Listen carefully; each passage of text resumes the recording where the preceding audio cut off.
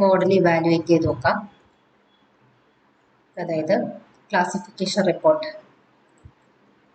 നമ്മളിവിടെ ഇമ്പോർട്ട് ചെയ്തിട്ടുണ്ട്, മെട്രിക്സ് ഒക്കെ ഇമ്പോർട്ട് ചെയ്തിട്ടുണ്ട്. ക്ലാസിഫിക്കേഷൻ റിപ്പോർട്ട് മാക്രോസി സ്കോറും മെട്രിക്സ് എന്ന മൊഡ്യൂളിൽ നിന്ന് SQL ലൈബ്രറിയിൽ നിന്ന് നമ്മൾ ഇമ്പോർട്ട് ചെയ്തിട്ടുണ്ട്. തന്നെ ഇവിടെ നമ്മൾ മോഡൽ ഇവാലുവേറ്റ് ചെയ്ത് നോക്കാം. ക്ലാസിഫിക്കേഷൻ റിപ്പോർട്ട് നമുക്ക് കിട്ടി.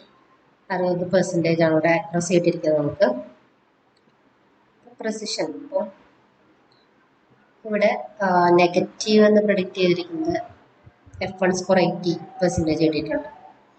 പക്ഷെ പോസിറ്റീവ് എന്ന് പ്രെഡിക്റ്റ് ചെയ്തത് നമുക്കൊന്നും കിട്ടിയിട്ടില്ല.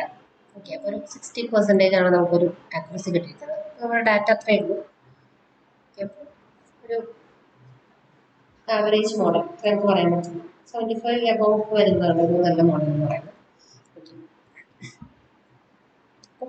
നെവ് ബയാസ് ടെക്സ്റ്റ് ക്ലാസിഫിക്കേഷൻ എങ്ങനെയാണ് ചെയ്യുന്നത് എന്നൊരു എക്സാമ്പിൾ ആണ് നമ്മൾ ചെയ്തത്. ഓക്കെ.